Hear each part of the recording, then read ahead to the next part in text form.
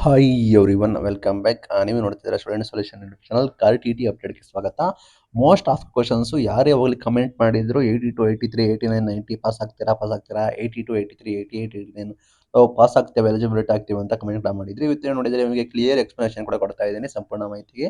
ನೀವು ಪಾಸ್ ಆಗ್ಬೋದಾ, ಎಲಿಜಿಬಲ್ ಆಗ್ಬೋದಾ ಇಲ್ವಾ ಅಂತ. ಚಾನಲ್ಗೆ ದಯವಿಟ್ಟು ಸಬ್ಸ್ಕ್ರೈಬ್ ಆಗಿ. ವಿಡಿಯೋ ಇಷ್ಟ ಆದರೆ ಲೈಕ್ ಮಾಡಿ. ನಿಮಗೆ ಗೊತ್ತಿರೋ ಹಾಗೆ ಕಾರ್ ಟಿ ಟಿ ಕ್ವಾಲಿಫೈಯಿಂಗ್ ರೂಲ್ ಬಂದ್ಬಿಟ್ಟು ಅಫಿಷಿಯಲ್ ಆಗಿ ಇದೆ. ಇದು ಬಂದ್ಬಿಟ್ಟು ಓನ್ಲಿ ಫಾರ್ ಎಲಿಜಿಬಿಲಿಟಿ ಎಕ್ಸಾಮ್ ಆಗಿರುತ್ತೆ. ನಿಮಗೆ ಯಾವುದೇ ರೀತಿ ರ್ಯಾಂಕಿಂಗ್ ಸಿಸ್ಟಮ್ ಕೂಡ ಇರೋದಿಲ್ಲ. ಇಲ್ಲಿ ಬಂದ್ಬಿಟ್ಟು ನಿಮ್ಮ ಪಾಸ್ ಮತ್ತೆ ಫೇಲ್ ಡಿಸೈಡ್ ಆಗೋದು ನಿಮ್ಮ ಕ್ಯಾಟಗರಿ ವೈಸ್ ನಿಮಗೆ ಕ್ವಾಲಿಫೈಯಿಂಗ್ ಮಾರ್ಕ್ಸ್ ಮೇಲೆ ಆಯ್ತಾ. ಯಾವುದೇ ರೀತಿ ರ್ಯಾಂಕಿಂಗ್ ಸಿಸ್ಟಮ್ ಕೂಡ ಇರೋದಿಲ್ಲ. ಇಲ್ಲಿ ಬಂದ್ಬಿಟ್ಟು ನಿಮಗೆ ಗೊತ್ತಿರೋ ಹಾಗೆ ಆಸ್ ಪರ್ ಗೌರ್ಮೆಂಟ್ ಡಾಟಾ ಪ್ರಕಾರ ನಮಗೆ ಕ್ವಾಲಿಫೈಯಿಂಗ್ ಮಾರ್ಕ್ಸ್ ನಾವು ಆಲ್ರೆಡಿ ಕೂಡ ಹೇಳಿದ್ವಿ. ನೀವೇನಾದ್ರು ಜನರಲ್ ಮೆರಿಟ್ ಕೂಡ ಆಗಿದ್ರೆ ಲೈಕ್ ನಿಮಗೆ ಗಮನಿಸಬಹುದು, ನಿಮಗೆ 60% ನಿಮಗೆ ಮಿನಿಮಮ್ ಪಾಸಿಂಗ್ ಮಾರ್ಕ್ಸ್ ಇರುತ್ತೆ. ಅಂದ್ರೆ ನೀವು 90% ಶೇಕಡ 90% ನೀವು ತೆಗಿಬೇಕಾಗುತ್ತೆ. 90 ಅಂಕಗಳನ್ನು ತೆಗಿಬೇಕಾಗುತ್ತೆ. 150ಕ್ಕೆ ನಿಮಗೆ 90 ಅಂಕಗಳನ್ನು ತೆಗೆದ್ರೆ ನೀವು ಎಲಿಜಿಬಿಲಿಟಿ ಆಗ್ತೀರಾ. ನೀವು ನಿಮ್ಮನ್ನ ಪಾಸ್ ಅಂತ ಕನ್ಸಿಡರ್ ಕೂಡ ಮಾಡ್ತಾರೆ. ಇಲ್ಲಿ OBC ಅವ್ರದ್ದು ಮಿಸ್ಟೇಕ್ ಕೂಡ ಆಗಿದೆ, ಸ್ವಲ್ಪ ಕ್ಷಮೆ ಇರಲಿ. OBC ಅದು ಬಂದ್ಬಿಟ್ಟು ಜನರಲ್ ಅಂಡ್ ನಿಮಗೆ OBC ಎರಡು ಕೂಡ ನಿಮಗೆ ಕಂಬೈನ್ ಬರುತ್ತೆ. Like OBC 2A 2B 3A 3B like ಇವರು ಕೂಡ ನಿಮಗೆ ಬರ್ತೀರಾ. ಲೈಕ್ OBC ಕ್ಯಾಟಗರಿಗೆ ಜನರಲ್ ಅಂಡ್ OBC ಸೇಮ್ ಬರ್ತೀರಾ. ಅವರು ಕೂಡ ಮೇನ್ 60% ನಿಮಗೆ ಕ್ವಾಲಿಫೈಯಿಂಗ್ ಮಾರ್ಕ್ಸ್ ಪ್ಲಸ್ ನಿಮಗೆ 150ಗೆ ಔಟ್ ಆಫ್ ನೀವು 90 ಅಂಕಗಳನ್ನು ನೀವು ಮಿನಿಮಮ್ ತೆಗಿಬೇಕು. SC ST ಕ್ಯಾಟಗರಿ 1 ಮತ್ತೆ PW ಕ್ಯಾಂಡಿಡೇಟ್ಸ್ ಕ್ವಾಲಿಫೈಯಿಂಗ್ ಪರ್ಸೆಂಟೇಜ್ ಬಂದ್ಬಿಟ್ಟು 55% ಆಗಿರುತ್ತೆ. ಅವರು ಕೂಡ 150ಕ್ಕೆ 82 ಮಿನಿಮಮ್ ನೀವು ಪಾಸಿಂಗ್ ಅಂಕ ತೆಗಿಬೇಕಾಗುತ್ತೆ. ಇಲ್ಲಿ ಬಂದ್ಬಿಟ್ಟು ನಿಮಗೆ ಮಾರ್ಕ್ಸ್ ರೌಂಡ್ ಆಫ್ ಪಾಲಿಸಿ ಅಂತ ಕರೀತಾರೆ. ಮಾರ್ಕ್ಸ್ ರೌಂಡ್ ಆಫ್ ಪಾಲಿಸಿ ಅಂತ ಏನಂದ್ರೆ ಲೈಕ್ ಫಾರ್ ಎಕ್ಸಾಂಪಲ್ ಬಾರ್ಡರ್ ಇರ್ತಾರೆ. ಫಾರ್ ಎಕ್ಸಾಂಪಲ್ ಲಾಸ್ಟ್ ಟೈಮು 82.5 ಬದಲು 82 ಇದ್ದವ್ರನ್ನ ಕೂಡ ಅವ್ರನ್ನ ಎಲಿಜಿಬಿಲಿಟಿ ಅಂತ ಕನ್ಸಿಡರ್ ಕೂಡ ಮಾಡಿದ್ರು. ಅದು ಬಂದ್ಬಿಟ್ಟು ಗೌರ್ಮೆಂಟ್ ಡಿಸಿಷನ್ ಕೂಡ ಆಗಿರುತ್ತೆ. ಮಾರ್ಕ್ಸ್ ರೌಂಡ್ ಆಫ್ ಪಾಲಿಸಿನ ಅನೌನ್ಸ್ಮೆಂಟ್ ಕೂಡ ಮಾಡಿದ್ರೆ ನಿಮಗೆ ಫೈನಲ್ ಕೀ ಅಲ್ಲಿ ಗೊತ್ತಾಗುತ್ತೆ. ನಂತರ ಪ್ಲಸ್ ಗೌರ್ಮೆಂಟ್ ಡಿಸಿಷನ್ ತೆಗೆದುಕೊಂಡ್ರೆ ಇಲ್ಲಿ ಯಾರು ಬಾರ್ಡರ್ ಇದ್ದೀರಾ 82 ಅಥವಾ ಅಲ್ಲಿ 89.5 ಆ ರೀತಿ ಬಾರ್ಡರ್ ಇದ್ದೀರಾ ಅವರು ಕೂಡ ಎಲಿಜಿಬಿಲಿಟಿ ಘೋಷಣೆ ಮಾಡೋ ಸಾಧ್ಯತೆ ಕೂಡ ಇದೆ. ಅದು ಬಂದ್ಬಿಟ್ಟು ಗೌರ್ಮೆಂಟ್ ಅವರು ಡಿಸಿಷನ್ ತೆಗೆದುಕೊಂಡ್ರೆ ನಿಮಗೆ ಇದು ಇಂಪಾರ್ಟೆಂಟ್ ಕೂಡ ಆಗುತ್ತೆ.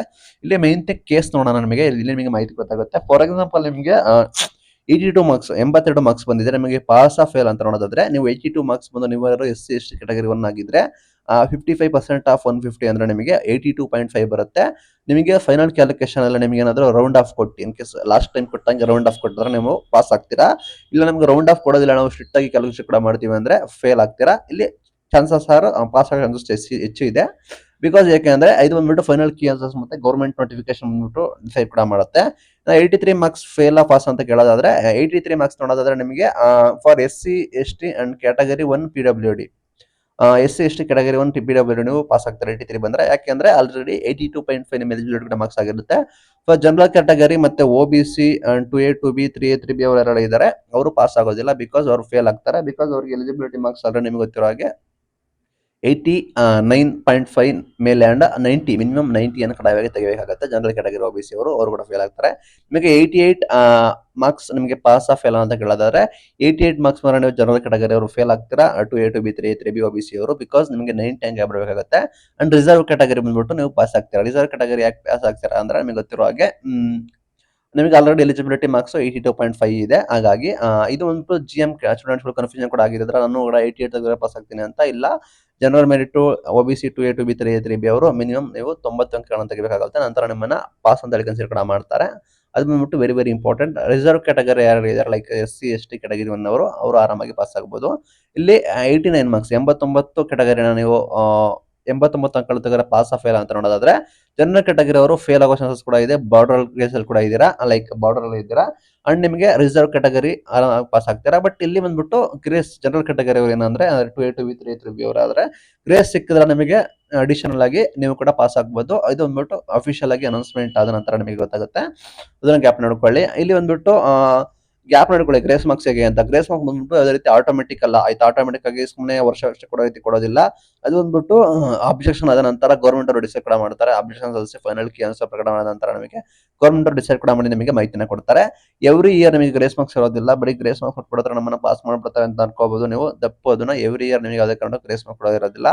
ಯೂಟ್ಯೂಬ್ ಅಲ್ಲಿ ಕೆಲವರು ಎಲ್ಲರೂ ಕೂಡ ಗ್ರೇಸ್ ಮಾರ್ಕ್ಸ್ ಸಿಗುತ್ತೆ ಅಂತ ಹೇಳ್ತಾ ಇದ್ದಾರೆ. ಬಟ್ ಅದು ರಾಂಗ್. ಇನ್ ಕೇಸ್ ಅಬ್ಜೆಕ್ಷನ್ ಸಲ್ಲಿಸಾಗಿ ಅದನ್ನು ವೆರಿಫೈ ಮಾಡಿ ಅದು ಸರಿ ಅನ್ಸಿದ್ರೆ ಸರ್ಕಾರದವರು ಡಿಸಿಷನ್ ತೆಗೆದುಕೊಂಡು ಗ್ರೇಸ್ ಮಾರ್ಕ್ಸ್ ಕೊಡ್ತಾರೆ. ಸುಮ್ಮನೆ ಎಲ್ಲರಿಗೂ ಕೂಡ ಗ್ರೇಸ್ ಮಾರ್ಕ್ಸ್ ಕೊಡೋದಿಲ್ಲ. ಅದು ಕೂಡ ನೀವು ನೋಡ್ಕೊಳ್ಳಿ. ಬಂದ್ಬಿಟ್ಟು ಯಾಕೆ ಮಾರ್ಕ್ಸ್ ಚೇಂಜ್ ಆಗುತ್ತೆ ನಿಮಗೆ ಆಫ್ಟರ್ ಫೈನಲ್ ಕೀ ಆನ್ಸರ್ಸ್ ಅಂತ ನೋಡೋದಾದ್ರೆ ಇಲ್ಲಿ ಸಾಕಷ್ಟು ಕಡೆ ಏನಾಗುತ್ತೆ ಅಂದ್ರೆ ಅಬ್ಜೆಕ್ಷನ್ ಅಕ್ಸೆಪ್ಟ್ ಮಾಡಿರ್ಬೋದು, ರಿಜೆಕ್ಟ್ ಕೂಡ ಮಾಡಿರ್ಬೋದು, ರಾಂಗ್ ಕ್ವಶನ್ ಡಿಲೀಟ್ ಆಗಿರ್ಬೋದು, ಆನ್ಸರ್ ಚೇಂಜ್ಡ್ ಅಫಿಷಿಯಲ್ ಆಗಿ ಆನ್ಸರ್ ಕೂಡ ಚೇಂಜ್ ಆಗ್ಬೋದು. ಇಷ್ಟೆಲ್ಲ ಚಾನ್ಸಸ್ ಕೂಡ ಇರುತ್ತೆ. ಆ ನಿಟ್ಟಿನಲ್ಲಿ ನಿಮ್ಮದು ಕೂಡ ನಿಮ್ಮದು ಮಾರ್ಕ್ಸ್ ಕೂಡ ಚೇಂಜಸ್ ಕೂಡ ಆಗ್ಬೋದು ಆಫ್ಟರ್ ನಿಮಗೆ ಫೈನಲ್ ಕೀ ಆನ್ಸರ್ಸ್ ಅನೌನ್ಸ್ಮೆಂಟ್ ಮಾಡೋ ನಂತರ. ಹೋಪ್ಸ್ ಈ ವಿಡಿಯೋದಲ್ಲಿ ನಿಮಗೆ ಕ್ಲಾರಿಟಿ ಸಿಕ್ತು ಅಂತೀನಿ ಅನ್ಕೋತೀನಿ. ಇದು ಇವತ್ತಿನ video. Thank you for watching till end. Thank you.